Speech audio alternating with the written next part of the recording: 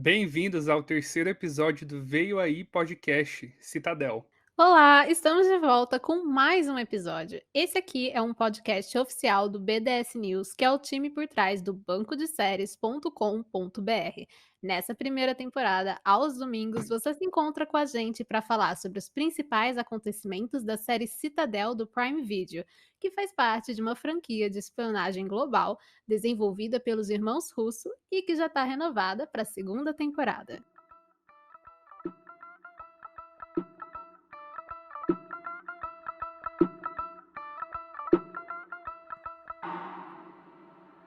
Eu sou o Tom.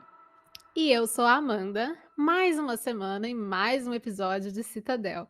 Na noite dessa última quinta, o Prime disponibilizou o quarto episódio dos 6 que compõem a primeira temporada da série. Esse novo episódio foi marcado por muitas reviravoltas, muitas revelações que mudam bastante coisa sobre a série. Hoje a gente já começa o nosso episódio falando sobre um dado muito interessante que saiu sobre Citadel.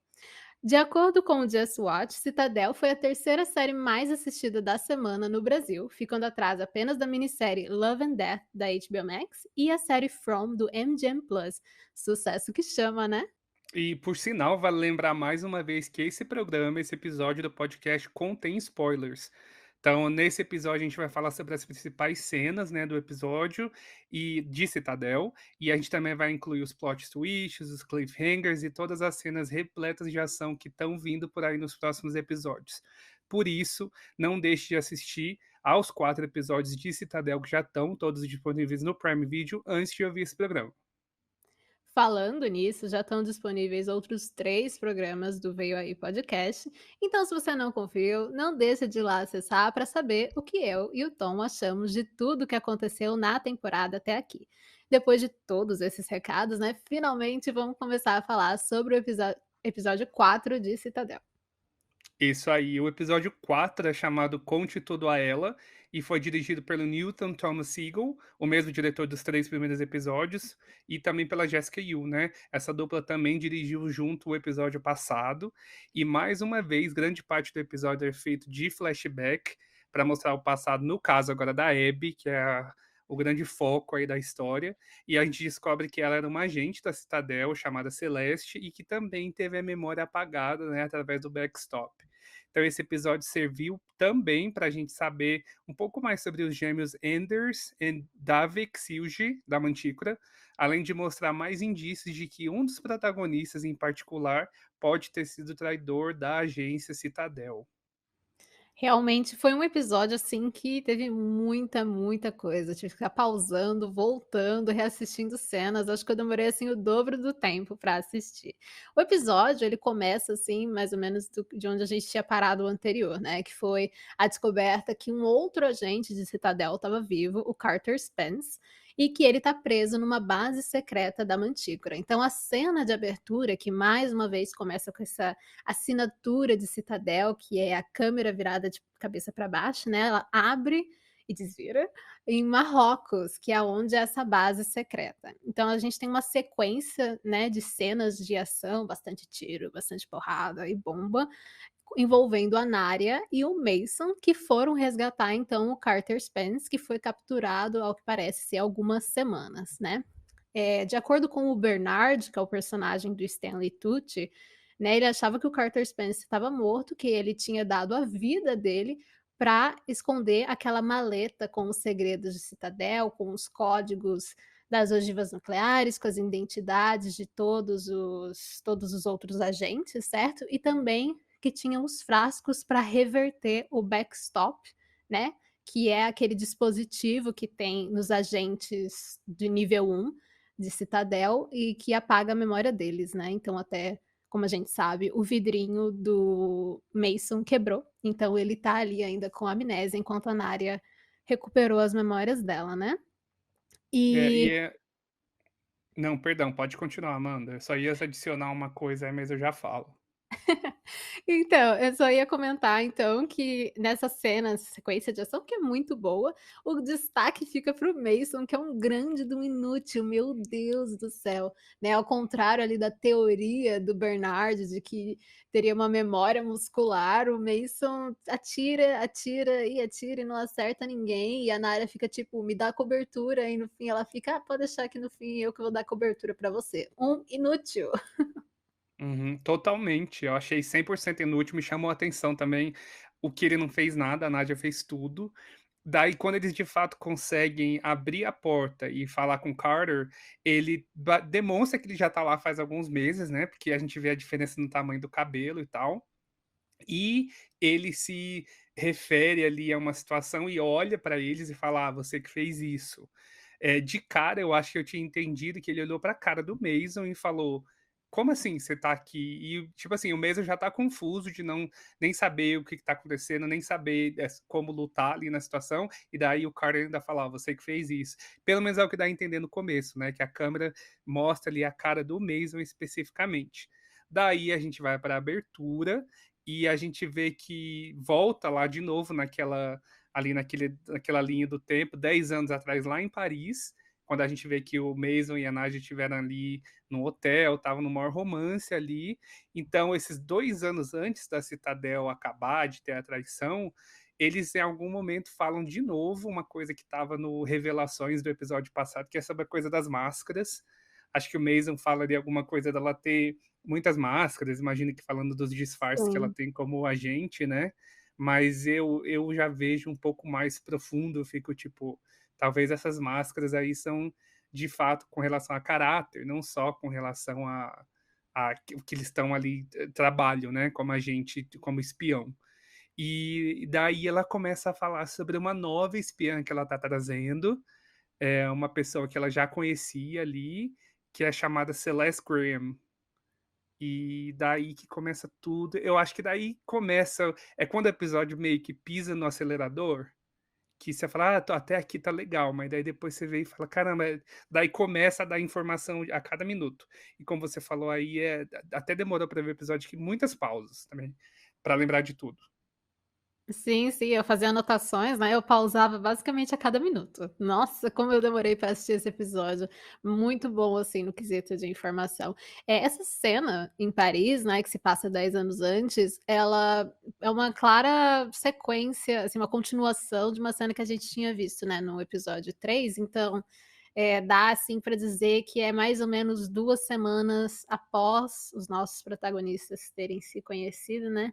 E a Celeste ela entra na equipe, porque eu achei muito interessante, né, porque no episódio anterior a gente foi introduzida mais uma personagem que era a Grace, né, que é a personagem da Nikki Yamuka Bird, que vocês podem conhecer de Avenue 5, e a gente não sabia que tipo de espiã ela era, né, a gente falou: "Ah, ela parece ter um cargo importante", então aí que a gente descobre que é ela que manda e desmanda, né, ela é a diretora de Citadel. E a Celeste, então, é alguém de confiança da Anária, o que, né, é uma dinâmica muito interessante para esse episódio, porque elas trabalharam juntas por 5 anos na equipe Bravo, que é de onde a Nádia estava antes de ser, agente nível 1 de Citadel, né, que é o topo. E, né, e tipo, existe essa relação de confiança que claramente, nesse ponto do relacionamento da Nária com o Mason, ela confia mais na Celeste, que ela conhece há 5 anos, do que no Mason, né, que é uma relação nova. Então isso torna a dinâmica muito interessante. Só um parênteses aí, Amanda, nisso de que ela já conhecia a Celeste, ela cita em algum momento que elas já se conheciam da Oath Keepers. E eu dei uma pesquisada no que é. Eu não sei se seria um encontro com o mundo real da série aí, não sei se eles estão referindo à mesma coisa, mas o Oath Keepers é um grupo totalmente de extrema direita norte-americano, eles consideram uma milícia, né, que estavam até envolvidos com aquele caso da invasão do Capitol Building nos Estados Unidos também. Daí eu não sei se eles querem dizer. Eu achei que a linha do tempo não faz muito sentido, né? Mas eu não sei há quanto tempo esses. Na verdade, os Oath Keepers existem desde 2009. Então não sei se realmente eles colocam uma coisa do mundo real para dentro da série, e não sei se elas estavam envolvidas num trabalho de espiãs ali dentro dessa de descobrir o que que a Oath Keepers era, mas enfim, é só uma curiosidade que me chamou a atenção por eles terem citado um nome específico, né, não ter só falado que elas trabalham juntas, mas falar com o quê, e não sei se talvez a gente possa ver esse nome aí de novo, esse grupo de novo, alguma coisa desse tipo. É, eu não sei, eu lembro que a Celeste falou que ela ficou 3 semanas, né, infiltrada nesse grupo, né. E se a série se passa no presente e essas cenas que a gente tá vendo são de o quê? 10 anos antes? 10 anos antes, então 2013, 2012 o grupo então acho que já Uhum, existia, pode ser aí um aceno pra vida real, né. isso. É, uma curiosidade. Bom, depois disso aí a gente pula para 24 horas depois, onde estamos no QG da Citadel para o primeiro dia dessa missão da Celeste, né, e a missão envolve os nossos gêmeos prediletos, só que não, o Anders e o Davik Silja, né, os irmãos Silja, que são de Amsterdã e a gente descobre, né, que eles são esses além de agentes da Mantícora, ali não deixa muito claro, acho que eles ainda não eram Mantícora, mas eles são criminosos brutais que mexem com armas, tráfico, redes de prostituição, e eles estão começando a se expandir. O Davik é meio que o músculo, o corpo, e o Anders é a mente brilhante por detrás, né, algo que a gente já suspeitava desde o episódio anterior, quando o Anders tentou usar um dispositivo que ele inventou para ver as memórias do Bernard, né, que está lá, sendo torturado na casa da embaixadora, né, da Archer.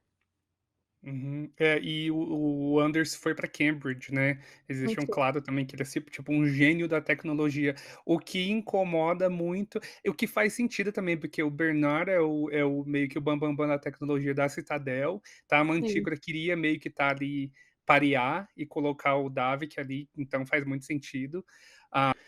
Então, considerando que o Davik tem a maior ali, expertise em tecnologia, a gente descobre que ele inventou, então, uma tecnologia que teoricamente seria capaz de, pegar informação geral do mundo todo, desde ali sistema de tráfico de carros ali da cidade, enfim, toda a estrutura automatizada que a gente conhece do mundo, ele seria capaz de hackear, e a gente é apresentado a ferramenta que ele criou chamada Chave de Oz. E então o interesse da Nadia em colocar, em ter uma missão, chamar mais alguém ali junto com o Mason, montar todo esse plano, é para fazer com que uma das dos agentes, no caso a Celeste, né, que ela acaba se transformando em outra pessoa, chamam ela de Brielle, o nome dela de espiã, ela vai se infiltrar e se aproximar dos gêmeos para poder pegar essa chave, enfim, desmontar o plano dos 2. Exatamente. E essa chave Oz, é interessante que a Celeste não acredita muito na existência de uma tecnologia assim, capaz, né, de hackear toda a infraestrutura de um país, porque ela falou que precisaria de um servidor, assim, do tamanho do estado de New Hampshire e um estado maior ainda para armazenar todas essas informações do país hackeado. E também nessa cena ela cita uma informação que na hora, assim, não parece muita coisa, mas que depois é importante, que ela cita que ela tem um irmão gêmeo, né, porque como o Davik e o Anders são gêmeos, ela entende a dinâmica de gêmeos, porque ela tem um irmão chamado David, e eles são inseparáveis, então é mais uma razão, assim, por ela ter sido escolhida para essa missão, né, e o David tem uma importância mais na frente, assim, do episódio, né. E nessa parte também, a gente tem uma sequência que eu achei muito interessante, eu gostei muito do Richard Madden nessa parte, que na verdade é uma cena que vem e vai, né, a gente vê outros dias da missão e retorna para essa explicação, do Mason dizendo, né, o que é ser um bom espião, o que deve ser feito para o trabalho de infiltrado funcionar, né, tipo, a Nária diz que um bom espião sabe mentir, e o Mason diz que um bom espião conta a verdade. Né, que ele tem que viver uma mentira e acreditar nela o suficiente para isso se tornar meio que a verdade do espião. Eu achei muito interessante esse comentário dele. Eu achei bem que foi uma referência, uma homenagem a 007, assim, a coisa de envolver, de ter aquele romance também ali, em prol da missão e tal. Pode ser, né, tanto que Citadel diz que quer ser, né, uma resposta à franquia do 007, então faz Uhum. sentido. E aí a gente passa para o dia 3 da missão, o que que acontece aí nesse dia? É, daí no dia 3 que ela de fato se transforma, né, que ela tá ali, começa com o cabelo castanho escuro, e daí ela pega ali uma coloração ali, descolore o cabelo e se transforma de fato na Brielle. Então o plano seria não só de se aproximar deles, mas fazer com que, ele se apaixone por ela, o que acho bem arriscado, né, vai aí de acordo com o que o Mason estava falando. E, a gente começa a ver ali o passar dos dias, e no dia 102 da missão, o que dá uns quase 4 meses ali, a Brielle para de se comunicar com o Mason, o que deixa ele muito nervoso. Então eles desconfiam que ela tá meio que perdida ali no disfarce, o Carter começa a falar: "Olha, tem alguma coisa errada com isso aí, tem uma anomalia, a gente tá vendo que tem uma anomalia nessa missão". E daí, acho que começam a investigar um pouco mais sobre ela, acho que já suspeitando dela ser ali uma traidora, enfim, e daí vem que o David, irmão da Brielle, irmão da Celeste, tem problema com jogatina, então ele tem muita dívida de jogo, e acabam identificando ali, acho que é mais ou menos ao mesmo tempo que veem que ela tá meio que perdida. Eles mandam então a equipe tática para poder, parar a Brielle, considerando que ela pode estar tentando ali usar toda essa situação para vender a chave de Oz, e daí com o dinheiro pagar as dívidas do irmão. Então eles tiveram uma sacada muito rápida, assim, é coisa de realmente de espião, né. Quando tem eu nem imaginar nunca que ia ligar um irmão a um problema que podia acontecer, mas ela deve ter uma enfim, eles já desconfiaram disso aí meio que na lata. E então o Davik acaba descobrindo, e daí na hora que ele de fato descobre, confronta ela, o time tático aparece ali já com as armas e com as bombas, e meio que aí que começa a bagunça que acaba repercutindo muito mais à frente, né, até o que a gente vê aí no começo da série. Sim, sim, o Mason ele desconfia, né, que ela tenha se perdido, e aí a equipe tática chega em Amsterdã e nós temos um paralelo, né, que eu achei, assim, uma coincidência, por sinal, bem estranha, porque no mesmo dia que a equipe tática vai invadir o local, né, do ali onde está sendo feita a chave, onde está a Celeste barra Brielle barra Abby, tantos nomes, é ao mesmo dia em que a Celeste rouba ou tenta roubar a chave Oz, ela faz uma versão falsa, né, pega no laboratório, enfia numa mochilinha, esconde no banheiro e quando ela vai olhar para trás, ela leva um socão do Davik, que é o irmão que não é tão inteligente assim, né, e aí eles brigam, a equipe tática entra e vira uma grande confusão. Eu não gostei dessa coincidência, sabe, eu achei aquelas coincidências de Muito série que são conveniente, né. extremamente conveniente, eu não gostei. Mas enfim, a equipe tática entra, capturam o Anders, a Celeste, mas o Davik sumiu e a equipe diz que não achou a chave Oz, né, então eles estão de volta ali no QG com o Anders e a Celeste. Quando o Mason acaba descobrindo que a chave de Oz não foi encontrada, ele começa a se comunicar por meio de uma mensagem decodificada com alguém. Também não fica claro quem é, não sei se a mesma pessoa com quem ele mantém contato é a mesma pessoa com que a Nádia fez contato no episódio passado. Parece ser o mesmo sistema, meio que a mesma forma de se comunicar, e o Mason acaba falando para ninguém compartilhar essa informação de que com ninguém, né, não vazar nenhuma informação dali. Eles acabam, pegando o Anders, que é só ali, acaba sendo vítima, né, ali do time tático, levam pra Citadel para ter mais informações. A Celeste acaba deixando essa impressão de que estava trabalhando junto com ele pelo comportamento muito dúbio dela, né, e daí o Mason traz e confronta ela com relação à teoria de que ela venderia. E eu também achei aquilo bem conveniente, achei muito rápido de ter uma câmera ali apontada para a cara do irmão dela e colocar aquela ameaça, mas a gente vê que é meio que o Mason perdendo o controle e pareceu para mim que foi uma coisa meio infundada, mas ao mesmo tempo ele tinha muita certeza do que ele estava fazendo, e daí acho que gerou a desconfiança para mim, tipo, quais os principais motivos do Mason estar fazendo tudo isso? Porque a gente não viu muita coisa que provou nada, mas ele estava muito certo. Então, alguma coisa tem. Sim, o Mason ele tá, assim, numa espiral, né, nesse episódio, tanto que mais pra frente isso é comentado. Só queria destacar, você falou: "Ah, será que é a mesma pessoa que o Mason estava ali se comunicando por maneira, eh, né, aquela mensagem confidencial e tal. Eu acho que não, é só o mesmo sistema de Citadel, né, para mensagens, assim, secretas, eu não acho que seja a mesma pessoa, né, a mensagem que ele recebeu só falava: "Ela pegou a maleta", e aí o Mason responde: "Não diga nada sobre isso, nunca", em Uhum, letras garrafais. Então ele está tentando proteger alguém, né, quem será?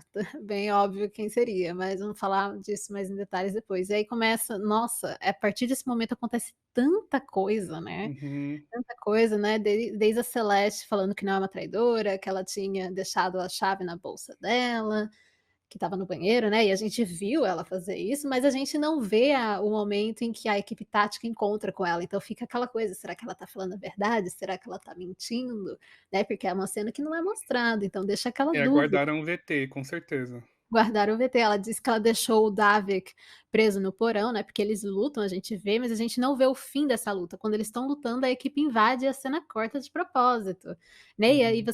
você desconfia da Celeste e ao mesmo tempo você se pergunta, talvez o Mason esteja sendo paranoico demais, né, ninguém sabe, porque aí o Mason, né, tinha ameaçado matar o David, que é o irmão da Celeste, né, como você falou, mostra aquela câmera lá que tá filmando o David no apartamento dele, né, para forçar a Celeste a confessar o crime que ela poderia ter cometido, e o negócio desanda e a Nádia não deixa o Mason matar, e o Mason diz que ele não ia matar mesmo o irmão da Celeste, né, e eu não sei, acho que até que talvez não sei. Eu acho que ele é um homem bem sangue frio, ok que ele tá meio surtado, mas eu não sei se ele mataria simplesmente por isso, eu não sei. E é nessa parte até que revelam que a Grace é a diretora de Citadel, né, como a gente tinha falado mais cedo, ela que dá as ordens, né, então o cargo dela mesmo é como diretora, bem girl É, power, e a gostei. gente descobre que ela é diretora ao mesmo tempo que o Mason tá mandando e desmandando todo mundo, né. Ela é diretora ali, mas parece que ele que tá com a palavra final, porque ele é o primeiro a já falar: "Ó, já vamos fazer um backstop com ela", e daí ela fala: "Opa, calma aí, acho que você não precisa ser a gente não tem aprovação, acabou de acontecer", todo mundo fala: "Por que que você tá querendo isso?" E ele começa esse desespero de fazer o backstop ali na Celeste. Sim, sim. E também é onde a gente aprende que o backstop foi criado por aquela equipe de tecnologia que já foi citada algumas vezes da Cidade do México, que novamente Uhum. é onde será um dos spin-offs de Citadel, um dos spin-offs já confirmados, é o único que não começou a gravar. E assim, é um que eu tô bem curiosa para saber o que que vai ter. A gente até no finzinho do episódio vemos umas cenas passando lá, né? Eu tô bem curiosa para ver esse lado tecnológico de Citadel. E a Grace, né, a Grace não tem certeza se a Celeste é ou não uma traidora, e ela fala: "Vamos abrir uma investigação com o comando", que deve ser tipo a diretoria, né, que simplesmente fazer o backstop é algo, assim, muito extremo, né, apagar toda a memória da pessoa, né. E ela também diz que é um procedimento novo, e é um procedimento que eu tinha a impressão que o backstop era para todos os agentes de Citadel, mas nessa cena deixa claro que é apenas para agentes nível 1, que é o nível máximo, que é aqueles que realmente sabem os segredos da agência, então eu achei essa uma informação, assim, interessante, né. E aí eles chegam num ponto de colocar a Celeste no esconderijo, porque o Davi, que obviamente está solta, sabe sobre a traição, né, dela, de que ela era uma infiltrada, e ele, tá solto, pode ir atrás dela, e por debaixo dos panos o Mason tá querendo fazer o backstop. É, e eu só não entendi porque eles falam de levar ela para o México e de dela passar por um procedimento que ia realinhar ali as córneas e mudar as digitais, pelo que eu entendi, né, a impressão digital. Mas eles não falam nada de reconhecimento facial, o que eu acho que faria um pouco mais de sentido, considerando que o Anders ali, ele tem muito conhecimento, ele provavelmente conseguiria pegar pelo rosto, né, com inteligência artificial ou qualquer coisa assim. Então eles trazem esse plano de ter e o Mason fala de fazer o backstop, mas fora da Citadel também, ele chega a citar isso, né. Sim, sim, ele sugere fazer, né, por debaixo dos panos, nunca contar pra Narya, né. E aí ele conta uma história pra Celeste, né, que seria pra Celeste e para o irmão dela recomeçarem a vida, levarem ela pra Cidade do México, pra fazer um procedimento novo que muda as digitais dos agentes de nível 1 e remodela as córneas. Então assim, nunca poderia encontrar ela, né. O que ela não sabe é que nesse procedimento também fazem backstop nela, né. É, Essa isso que é aí não estava a ideia. incluído, mas como eu falei, eu acho que a coisa do reconhecimento facial eles deixaram de lado aí. Podiam ter pensado nisso aí também, eu acho. É, realmente, é verdade. Apesar de que mudou o cabelo, mas o rosto em si é o mesmo, né. E aí uma É. coisa que eu achei muito curiosa, nossa, na hora que eu vi isso eu falei: "Cara, foi uma boa sacada". Ironicamente, quem cria a nova identidade da Celeste é o Mason, e ele escolhe o nome, Abigail Lenihan, né, Abby, Uhum, e escolhe a casa que é na cidade que a avó dele morava, no Oregon, e é a mesma casa onde ele vive como Kyle Conroy, onde ele, né, tem a família ali com a Abby, tem a filha que é a Hendrix, então, tipo, é muito irônico que ele meio que construiu os primeiros passos da vida que mais tarde ele tem, quando ele mesmo sofre o backstop. Eu achei isso muito doido, tipo, e qualquer cadê agente essa avó, né? Aonde que tá ah, a avó? exatamente, cadê a avó? Não, cadê tá É. falecida, né, mas quem sabe. E aí e uma coisa que eu achei um nome que eu achei interessante ter sido citado, né, o Bernard cita que essa tecnologia que foi criada aí no México, foi criada por uma amiga dele chamada Anne, Meia, se eu não me engano. E aí eu Uhum, falei: será que ela vai aparecer? Será que é uma personagem futura ou de um spin-off, talvez, desse aí do México?". Então eu sempre acho que, principalmente quando colocam sobrenome, não é à toa, né, poderia falar: "Ai, uhum. foi uma amiga minha". Quem? Ninguém sabe, sabe, mas deve aparecer então. Eu acho que a gente vai ouvir esse nome de novo, né. E aí também nessa parte o Mason sugere destruir o frasco da Celeste, nessa parte eu fiquei bem chocada, eu não esperava por essa.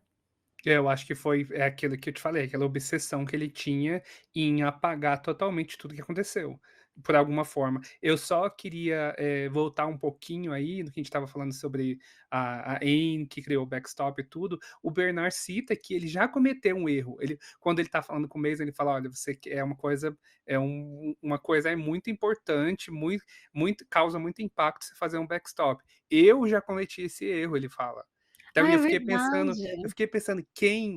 com quem que ele cometeu esse erro? Pode ser que isso também mude um pouco o curso da história, porque eu pensei: "Será que ele que já teve alguma situação semelhante na Citadel e ele já saiu, eh, não sei, prejudicado de alguma forma por ter feito isso com algum agente? Tem algum outro agente que a gente ainda não viu, que influenciou no que aconteceu para a Citadel?". Então não dá para saber, mas ele deixa isso claro e eu não consegui descobrir com quem. Não tem nem teoria ainda, pelo que eu vi.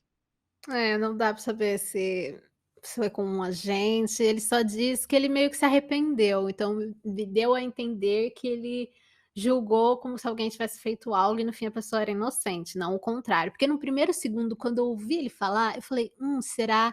Porque eu lembro no episódio anterior, o Bernard falando que trabalhou com a embaixadora Archer na ONU. Na ONU, E é uma uhum. relação que a gente não sabe como que era, se eles já eram inimigos ou não, será que eles eram Ou se ela amigos? era agente da Citadel também, a gente não sabe. Então, a gente não sabe como ela se meteu nessas coisas também. Então, tipo, esse passado dos 2 a gente desconhece. Então, no primeiro momento eu pensei nela.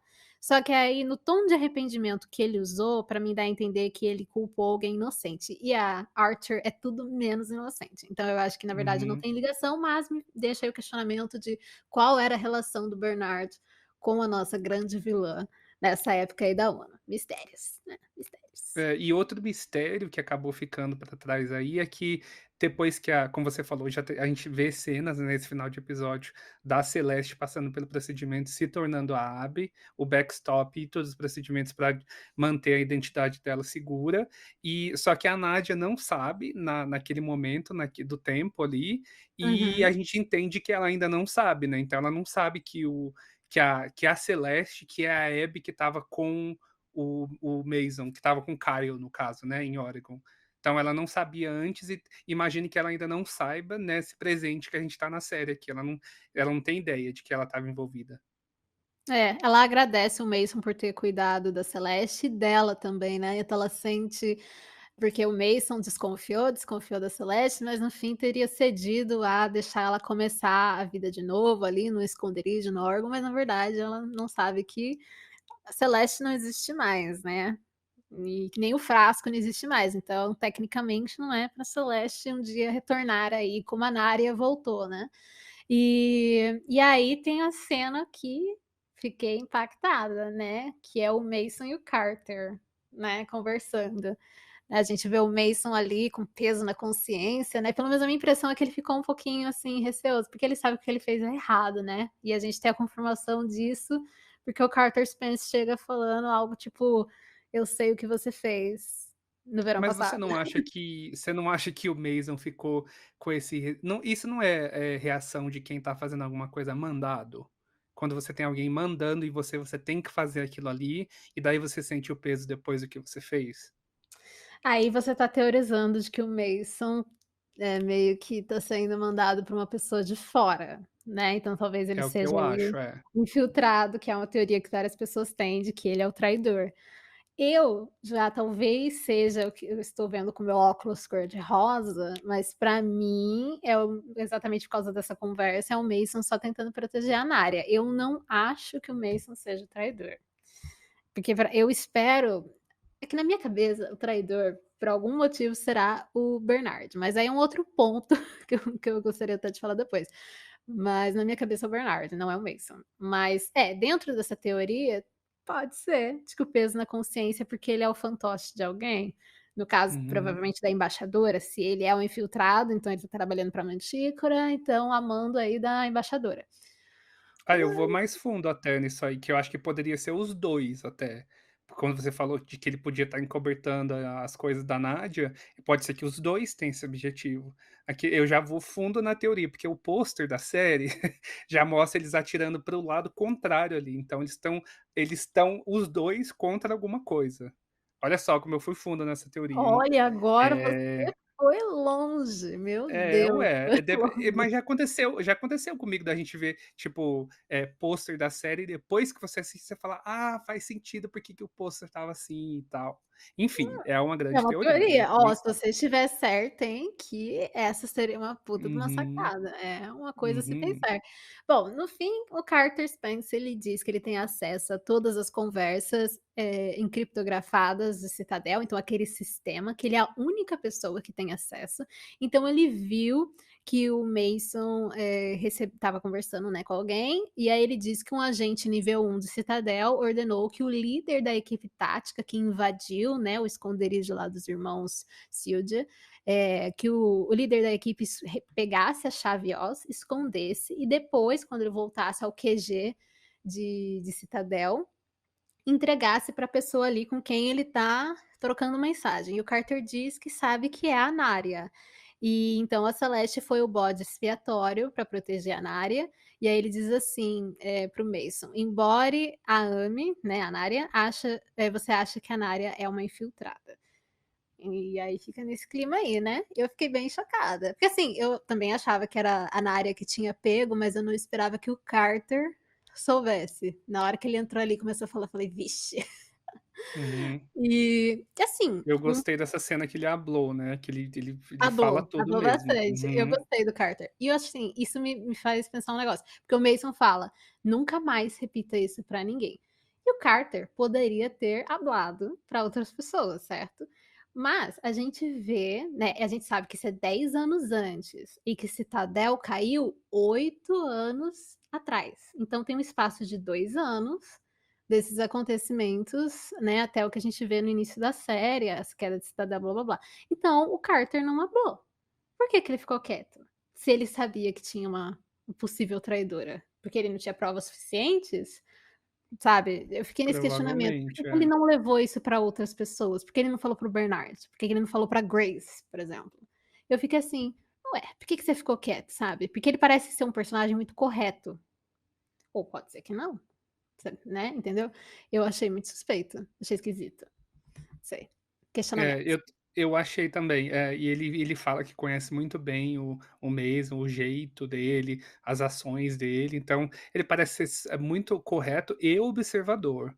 Então ele, não sei, dá a impressão também de que ele tem alguma culpa no cartório ali, vai, enfim, É, ele tem acesso a tem muita informação, né, ele é uma pessoa uhum. que tem muito acesso. Então, isso me leva a um questionamento que eu vou falar depois, mas eu acho que cabe agora. Bom, a gente sabe que o backstop funciona nos agentes nível 1 da Citadel, então é quem sabe os segredos, quem tá no topo, certo? A gente também sabe que o Carter é o único que tem acesso a todas essas conversas encriptografadas, então para isso ele tem que ser nível 1, certo? Então por que que ele não Exato, é. sofreu por que ele não sofreu o backstop? Porque ele não teve acesso à maleta, ele não teve acesso ao frasco, a maleta estava escondida. Então, eu fiquei nessa, tipo, o Bernard também, é óbvio que é nível 1, não sofreu backstop. O Bernard ativou o backstop na Narya e no Mason. A Abby já estava. Por que que o Carter não? Até porque ele sabia que o Carter ia esconder a maleta. Então, era uma missão suicida. Será que por isso ele não ativou? Ou faria mais sentido ainda ele fazer o backstop no Carter que estava com a maleta, né, uma maleta tão poderosa. Então eu fiquei assim, por que que o Bernard não sofreu backstop? Porque ele não fez em si mesmo? Por que que o Carter tem as memórias? Eu fiquei me questionando várias É, coisas. eu espero que a gente descubra isso aí também, que tem muitos detalhes que meio que ficaram aí perdidos, esquecidos no churrasco. É. Ah, e depois que a gente vê então essa cena aí intensa, né, do Carter com o Mason, a gente volta para o presente, o Carter continua lá no canto da parede ali traumatizado, barbudo ali, abandonado, e daí a gente vê que ele de fato estava olhando para Nadia, não estava olhando para o Carter. Ele falou: "Ó, você que fez isso". E ela fica sem reação ali, como se ela não soubesse de nada. Mas a gente sabe que ela tem as memórias do passado, então ela muito provavelmente sabe o que estava acontecendo, mas ela não fala nada. Então, eu acho que fica aí mais um indício de que ela estava infiltrada. A gente comentou no episódio passado que lá no aquele, o Balduino já tinha dado a letra ali, falou: "Olha, ela está envolvida em alguma coisa, tem boato aqui na região de que ela é uma infiltrada da Citadel". E daí a gente tem mais esse indício agora nesse final de episódio de que ela também fez alguma coisa para ganhar essa fama aí de traidora. Será que é fake news, né, será que tem verdade nessa história, né, questionamentos. Assim, né, aquela coisa, será que na área é infiltrado ou a gente vai ter uma surpresa? Porque faltam só 2 episódios, né, isso é um fato, Uhum. falta pouco. Então, é aquela coisa que a gente já pode começar a teorizar, né. Eu não acho que seja na área, porque exatamente por terem soltado essa bomba, né, pelo menos quando falaram eu fiquei chocada, que foi nessa cena aí com o Balduino, né, com o criminoso português, que tipo, a conversa é que a Nara é traidora, eu achei muito cedo. Então, assim, tira todo o efeito, assim, do quando confirmar, De é tipo: "Ai, vai surpresa, o ter". elemento de É. surpresa do O final, né. elemento de surpresa, tipo, vai confirmar no sei lá, provavelmente eu acho que a revelação vem num episódio da semana que vem, né, quinta-feira, tipo, no finzinho, sabe, pra ter a season finale logo em seguida. Explosiva.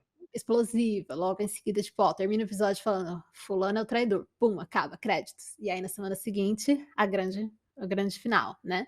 Então, eu acho que simplesmente se estão falando isso desde o episódio 3 e aí no final do quinto vão chegar e falar: "É a Narya", a gente vai ficar tipo: "Ah, todo mundo já sabia, né". E vai ficar muito sem graça, o show Previsível, é. previsível. Então eu não acho que seja ela. Né. Mas eu gostei, vou te falar, uma coisa que eu achei muito interessante, né, que a gente abriu o episódio com o Carter olhando, assim, e a câmera focada no Mason, do tipo: "Você que fez isso". E aí quando volta a gente vê que na verdade era uma enganação, né, a gente passa o episódio inteiro meio desconfiando do comportamento do Mason, né, e no fim ele estava olhando pra Narya, né, o Carter estava olhando pra Narya. Eu achei isso interessante. E aí o episódio acaba, né, esse é o fim. É isso aí. E quem que é o craque do episódio? Pra Quem é o mim o loser craque do episódio? É, o craque do episódio pra mim é o Richard Madden. Eu gostei muito da atuação dele de uma maneira geral. O Até agora tá personagem 3-0, né, porque acho que todos os teus craques foram o Richard Madden aí nos não, episódios. vai, eu Pra quem coloquei tá contando aí, vai. eu acho que eu coloquei a Priyanka Chopra no segundo episódio. Eu acho até que ela foi bem nesse, mas pra mim teve um destaque muito grande, porque o personagem, o Mason, ele esteve presente, meio que narrando a missão da Abby, como ela deveria se comportar, né, o que um bom agente infiltrado faz pra lá e pra cá. Ele apareceu muito. E ele não é o diretor, né, como você falou, tipo, a Grace é a diretora, mas quem parece que manda é o Mason, certo? Então, ele é, tipo, o fodão, né, então, eu gostei muito da atuação dele nesse, de uma maneira geral. Mas se eu pudesse trazer assim, a atuação, porque o personagem em si só se ferrou, e no início do episódio, naquela sequência de ação, coitado, era um inútil, um grande inútil, foi engraçadíssimo, esse homem não acertou um tiro, gente. Ele descarregou, tipo, um pente inteiro e ele não acertou uma vez. Quem que você acha que foi o craque? Eu concordo, eu acho que ele foi. Acho que pelo fato do Mason mandar e desmandar, e até ignorando ali a autoridade da Grace, eu acho que ele é o craque desse episódio. E de loser, eu já vou adiantar o meu, que eu acho que foi o Davik, porque ele estava ali, enfim, ele conseguiu sair ileso, mas acho que ele não adiciona nada ao plot da tecnologia. Talvez eles podiam ter colocado ali os irmãos como 2 gênios da tecnologia, e acabaram que o Davik ali é só mesmo um brutamontes e não tem nada que adicione ali ao que eles fazem, ao trabalho sujo que eles fazem ali. É, realmente, é. Pra mim, eu já acho que o loser é o outro irmão, o Anders, que ficou todo apaixonadinho na Celeste/Brielle, e no fim tomou no cu, porque ele terminou preso. Por sinal, isso me relembrou uma coisa. Lembra, né, lá no nosso episódio 0, que a gente falou, né, sobre o personagem, né, a gente tinha aí poucas informações sobre o personagem. Originalmente, a descrição dizia que não eram gêmeos, era um personagem só, chamado Laszlo Milla, que teria sido preso pelo Mason, teria ficado muitos anos, na prisão de Citadel. Então, para mim, meio que o Anders é uma versão do Laszlo. Eu senti um pouco isso, porque, pô, ele Uhum. foi preso, né, ele vai ficar um tempinho preso com certeza, até provavelmente a queda de Citadel, e aí ele escapa? Ou será que ele escapa antes? Pode ser também. Mas eu me lembrei dessa descrição original do personagem que depois acabou mudando tudo, né. Mas ele é o perdedor, se apaixonou fácil. Eu achei, por sinal, assim, um pouquinho forçado. Por quê? Porque a gente quando viu, né, o início da missão, a Brielle, ela entrou naquele bar em Amsterdã e viu ele, sentou na mesa, tipo, foi uma coisa, assim, muito deliberada, né, e ele caiu que nem um patinho. Eu assim, se ele é um grande criminoso do mal e tal, sabe, que tem gente atrás dele, mesmo assim ele se encantou por ela muito facilmente. Eu achei um Uhum. É, pouquinho foi bem conveniente para a história, de fato. algumas conveniências em cima dela. Bom, e agora a gente passa para o nosso what the fuck moment. Qual que foi o seu? Eu acho que foi esse começo mesmo do Mason sendo completamente inútil, enquanto a Nádia salvava o dia ali no começo do episódio. Eu fiquei sem entender nada, porque a gente tinha entendido que ele estava, que lembra que o Bernard falou: "Olha, você pode até ter esquecido, mas o teu corpo não esqueceu". Então naquela cena ele, de fato, pega a faca ali que é jogada na direção dele, então eu pensei: "Pô, o corpo de fato lembra". Mas a gente viu que não, que ali não teve, ali não rolou naquele começo. Não sei se foi um furo do roteiro, não sei se que eles quiseram dizer ali, mas acho que não funcionou, fiquei meio surpreso de ter visto aquilo.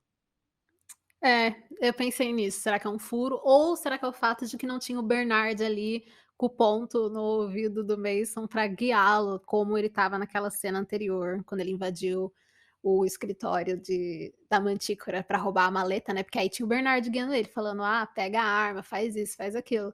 Teve isso? Talvez seja essa a justificativa? Ou um furo, pode ser. O meu what the fuck moment, foi a ironia de o Mason mandar destruir o frasco da Celeste. Porque, né, tantos anos depois, ele tem o frasco dele destruído também. Então, eu senti que foi uma grande ironia do destino. Aqui Então, se faz, aqui se paga. foi exatamente isso. Ele acabou de vez com ela, né, tipo, deletou a existência dela, e ele 10 anos depois, bom, antes tarde do que nunca, a Celeste meio que foi vingada pelo universo, ou pelos roteiristas. Eu senti na hora que aconteceu, eu falei: "Nossa, que ironia". Então, pra mim foi esse momento eu achei, assim, tipo: "What?". Então, Esse é o meu momento. Bom, e esse terceiro não, esse quarto episódio termina com um teaser do episódio 5. O que que a gente pode esperar daqui pra frente? O que que você acha, Tom? Ah, eu acho que eu não sei, eu não sou muito desses teaserzinhos, assim, do final do episódio. Acho que eu gosto de esperar um pouco mais sobre o que que vai. Não sei, o elemento da surpresa, eu acho, de ter. Mas a gente vê ali que a Abby ainda vai continuar sendo. Vão mostrar ainda bastante essa situação. Devem, de fato, desenrolar o mistério, que é o que você falou, de que a gente vai voltar lá pro Bernard. Então, acho que deve ter uma razão para esse episódio 4 todinho não teve nenhuma participação dele. A gente vai voltar lá para aquela mesa enquanto a Dahlia ainda tá comendo aquele bolo Red Velvet ali, com ele amarrado. E respostas, como todo episódio eu falo, respostas. A gente sempre tem umas, mas parece que tem, tipo, mais pergunta adicionada. Então eu espero que o 5 traga mais respostas, porque tá quase no final da temporada, né. Exatamente. Gente, ela não para de comer esse bolo. Ela gosta do Red Velvet, impressionante. Uhum. 3 episódios. Bom, esse teaser ele não teve muita coisa. A única coisa que eu destaco é a Narya dizendo que ninguém é completamente inocente, o que pode até apoiar essa teoria de que o Mason talvez não seja completamente inocente, talvez seja um casal de traidores, né, quem sabe. Ou pelo menos um sabe da traição do outro e fica quieto. Né, como o Mason fez com a Narya. Pode ser? Não sei. Mas eu espero que, na última cena do quinto episódio, a gente saiba quem é o traidor para ter aí uma explosiva season finale. Então essa é a expectativa. Se forem deixar a revelação para o 6, eu vou ficar acho que decepcionada, porque eu quero saber. Eu quero saber logo. Então estamos aí na expectativa. E É. é isto. Ou fica pra segunda temporada, ninguém sabe. Não, pelo não faz Mas isso não. então agora chegou aquele momento que a gente tem em todos os episódios, que a gente fala sobre como os ouvintes podem nos encontrar nas redes sociais. Quais os nossos canais, Amanda? Bom, nós temos o nosso site bancodeséries.com.br, estamos no Instagram, Banco de Séries Oficial, no Twitter com 2 perfis, BDS News Oficial e Banco de Séries. E também temos o canal do Telegram, é só buscar por BDS News Oficial R. E o nosso episódio de hoje ele está chegando ao fim. Antes de irmos, gostaria de convidar você que está nos ouvindo a adicionar na grade do BDS o nosso podcast, caso você ainda não tenha adicionado. É só pesquisar por Veio Aí Podcast na barra de pesquisa do site. Assim você não perde nenhum novo episódio. E também não deixa de comentar, dar nota, a gente adora receber o feedback de vocês. E o mesmo vale para Citadel. Os episódios vão estrear no Prime Video Brasil às quintas, às 9 da noite. Mas para não esquecer, por conta da correria do dia a dia, é só colocar na sua grade lá no banco de séries. É isso aí. Eu sou a Amanda. E eu sou o Tom, e esse foi o Veio Aí Podcast Citadel. A gente se vê no próximo domingo. Até lá. Tchau, tchau.